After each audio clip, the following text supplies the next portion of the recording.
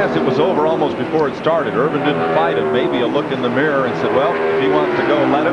Let's not let that next pack close up on us.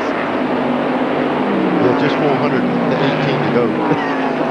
I'll keep reminding you. Don't remind me. Don't remind me. You're going to beat him over the head if he keeps talking about that. It's a good day of racing here at Dover. And one of the reasons why this battle up front. I tell you what, the complexion of racing has changed so much. Used to, we would come here, but just maybe run mediocre for 400 laps and worry about running that last 100 miles. But nowadays, if you're going to race, you're going to race from the time they drop this flag. There's so many good cars, somebody's going to check out. Third place going to change hands right here. And did. Jeff Gordon and Mark Martin got underneath Dale Earnhardt. They are 2 seconds behind the leader right now. And the fans come to their feet for Earnhardt or for anybody but Earnhardt. If he moves up a spot or back a spot, everybody stands up. You can't tell if he's doing good or bad because they get up any way he does. Now, Steve Meal just got here because they took the backup car from Dover and took it back to the shop and completely reskinned it for Martinsville next week. Turned it into a short track car. Wow. Because at Martinsville testing the other day, they messed up the car. Then they tore one up and had to redo one. Lost the brakes, went into the wall hard. Mark was not injured, but the car was toasted. Now, it used to be, Neil, also, you'd have 3 or 4 different intermediate track cars for a place like Dover, and you could just hog out the wheel wells of it and take that car to Martinsville, but now they changed it around completely. Yeah, you got to have nose weight, rear weight, side weight, body high, body low, quarters high. There's so many things that you have to do to make the car cater for each racetrack. Boy, I tell you, you just got to dial them in for each place you go. There's Earnhardt. Right behind him, Jeff Bodine. That number 7 car in black this week. Carries the colors of the Family Channel, who just put a big figure into Bodine's bobsled project for the Winter Olympics. There comes Harry Gant. There's Jeff. Oh, and Mark Martin is hard in the wall in a flame. But I'll tell you what, that was the right front again. You know, we keep. I mean, I first want to say, let's don't say it's a problem, but I'm not so sure we're not downplaying a problem because we're seeing too many cars with that right front problem go like that. So hopefully it wasn't. Looked like he cut down the tire and went straight up into the wall, bent the rear end. Apparently a leaking fuel line there is causing that flame, and Mark's waiting till that thing comes to a halt to hop out. He thought he dropped that screen out of there in case the fire would come up in the car. I'd be moving on myself. That's a fuel fire right there. And he doesn't know what he's got behind him, or he would be out. The problem is if he drives it down pit road, there's a lot of gas tanks on pit road, a lot of fuel waiting to be put in. I'm sure the spotter's telling him, Neil, he might be trying to get that thing to where there's some extinguishers. Now the cockpit's pretty well filling up with smoke. Now that's the way to go, Mark. Get out of there. Yeah. Yep. I'd be 100 yards away now looking back. I bet he's got no brakes either. Or he might have stopped that thing before. He just pulled the pin on the extinguisher inside. You see him reach back in and pull the pin. Our camera might get toasty here. I tell you what, though, that was good thinking on his part, reaching there and pull that pin back out. Right. Yeah, they used to ask me if it catch on fire, did you turn the fire extinguisher on? I always left and thought about it later. Now the fire's getting inside the car. Yeah, it's inside the car now. Could be tough to put this thing out. Whoa, what are we doing in the car? We might give it a little bit more room till they got the fire out. Well, it'll bring out the caution here at lap number 95. That's the 4th one of the day. You know, a lot of people say, why did that car catch on fire? But they probably knocked the fuel pump off the front of the motor there. Sports technology. Peter Larson and his group building up a camera that would stand up to that kind of punishment.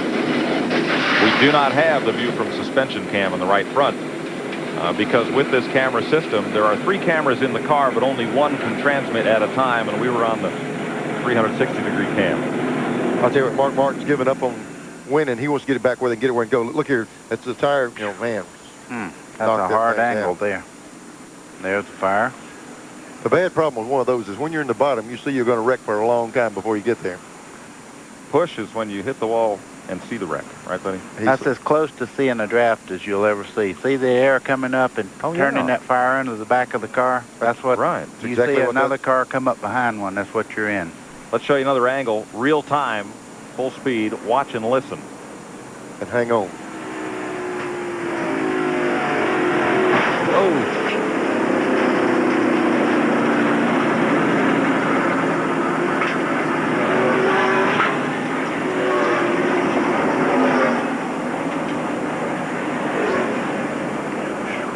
That's when Mark was feeling around in to see if everything was still intact.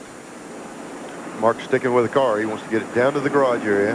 Well, when you're see if there's any chance to get that thing out again for some points. Boy, that's good to see him outside that car in good health, because he hit that wall at Martinsville really hard. And he hit hard today, too.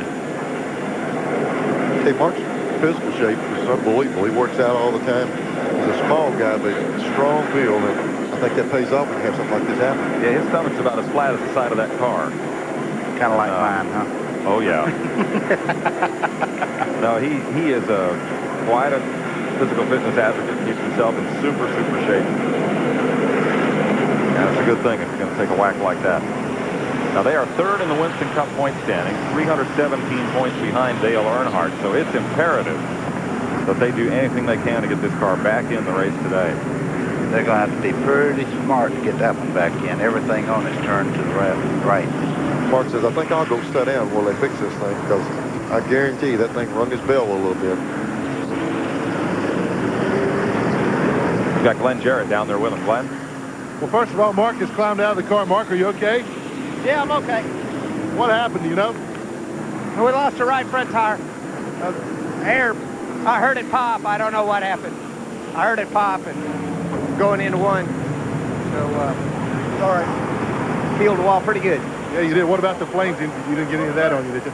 Nah, got a little warm, but it's okay. Everything's all right. Glad to see you out of the car and okay. This car is really badly damaged, guys, up close. It's completely flattened on the right side. I don't see any way in the world to get that thing back out there today.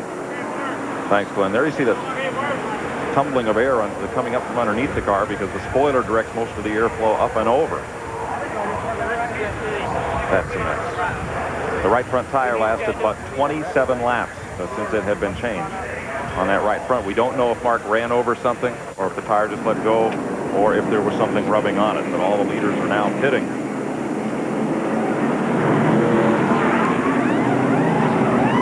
Rusty Wallace has been one of the quickest bunches around. Look at the right front of that when it came on. Take a look at it. And Ernie Irvan's team. You know what we got to keep in mind is you're not going to get many of these guys in the pit road to say, hey, there's, you know, the tire's doing this or it's doing that. And we are getting some behind the scenes talk that the tires are going to be questionable. Boy, look at this race down to the... Rusty just barely beat him down there. You think they don't honor the speed limit, though? They look like they took off and just stopped all of a sudden, you know. That's right, like they had the brakes on. Now, allow me a silly question. Did you ever, after you changed rides, did you ever see the pit board and come in and not stop at the right pit? Oh, yeah, I did that in Talladega leading the race. Stopped 3 different pits. They had the same color on. I didn't go down the pits before the race. And I started in. I didn't know where they were at. Oh, no. There's the tires that come off the 5 car of Ricky Rudd. No, so I'm sorry, that's off of right front 2. That's set 5. So that's off Rusty Wallace right there. They're checking them right now. They're looking at air pressure to see how much buildup they have.